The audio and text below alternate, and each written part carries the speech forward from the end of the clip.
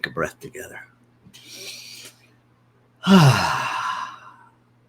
So this morning we are embarking on a new monthly theme of exploring passion and purpose. And so we're beginning this week with a look at awakening passion. And next week we're going to delve into this idea of cultivating passion, the connection between passion and purpose. And then in week 3, we're going to explore the challenges of being a human being in a culture and a world that often judges mistakes and imperfections quite negatively on our journey to express our passions or even allow ourselves to know them for that matter. And then, quite perfectly, I'm continuously in awe of how law works these things out. Week 4 is really about boldly stepping into our passions and purpose, bringing them into the world to shine our light and to live out loud. And could that be more perfect for week 4, where we're actually doing that as a community in our new installation service on that particular Sunday? I cannot wait. So this morning we're going to look at awakening passion, awakening our passion. And some of us aren't even really aware that we have a passion, or it's been so misrepresented that we're lost in our perceived duties of doing that we've kind of set passion off to the side as something we don't have time for. Is that even possible? Is my first question. So just let that roll around in there as we move forward. What I know from these teachings and my experience, and really by spiritual resonance, is that we are all each a unique expression of one thing. Now, I have theories, I have ideas, I have a limited human understanding that I can articulate about what that one thing is. And then there is that realm of just knowing by sensing what that one thing is, that if I'm being perfectly honest, I really have no ability in words to articulate. And I think that perhaps is the goal of passion, is for us to experience that ultimately. And in this human realm, we have different passions. We are each born with this divine spark that is within us. And part of the evolution of that divine spark has been language, because we decided collectively that we needed some mechanism to communicate verbally with one another. At some point, hieroglyphics and grunts just weren't cutting it. So we developed language. And we continue to develop language. And language keeps changing. The best example I have of that is the word bully. The origins of the word bully are literally good fellow. And now the word bully is completely the opposite of that, to the point where we have anti-bullying campaigns. So let's just surrender to this human earthly experience that language is always evolving and changing, right? And yet I think there's something for us when we go back into the roots of language to begin to understand the complexity of our own evolution. So, this idea of passion, let me backtrack. Purpose is pretty easy. No matter where I look, there's some version, some articulation of purpose as the reason something is created, the reason it exists. So purpose is pretty easy. Passion, on the other hand, not so much. In our modern language, passion is particularly relegated to sexual urges, to instinctive sexual urges.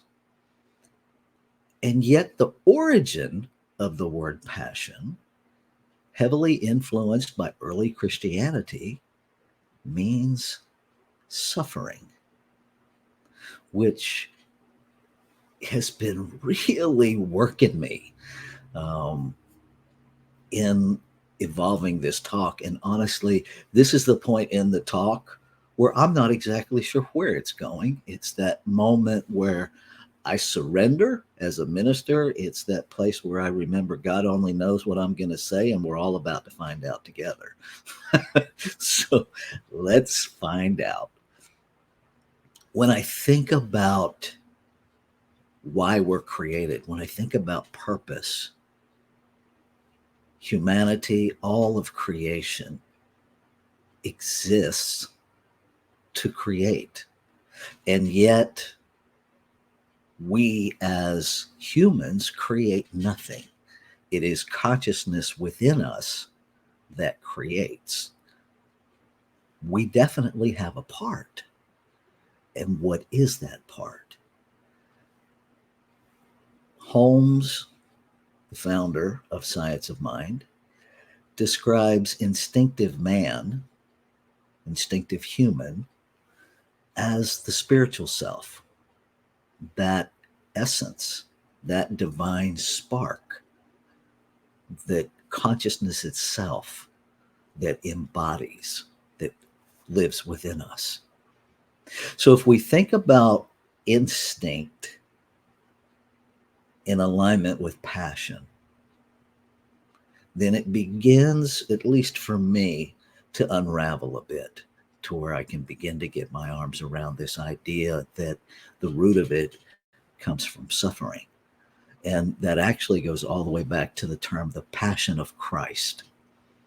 And in the Christian religion, that is a whole teaching around the trial and the death and resurrection of Christ, the suffering of Christ.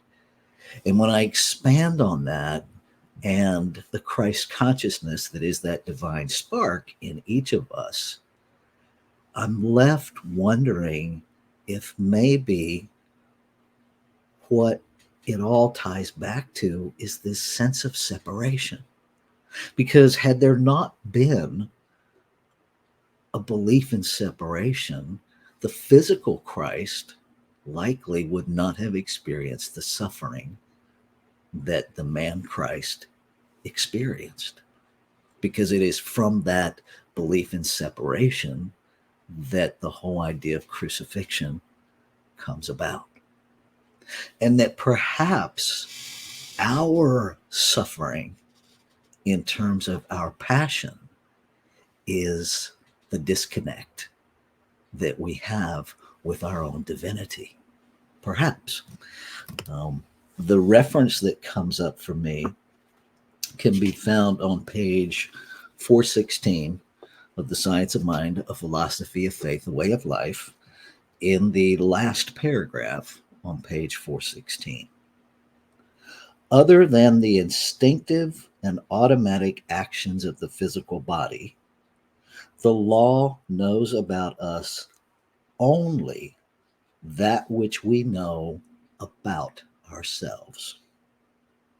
Therefore, it makes all the difference in the world what we are impressing upon law as being true about ourselves. I'm struck by the term about us, rather than a passion being something that attracts us. Perhaps our greatest passion that we have yet to awaken to is the about us, that divine spark within us, that instinctive us, the spiritual self us. And Holmes goes on to talk about, he differentiates between instinct in the animal world versus intuition in the human, as humans, that we have some instinct that is purely biological, but he correlates intuition with the instinct in animals.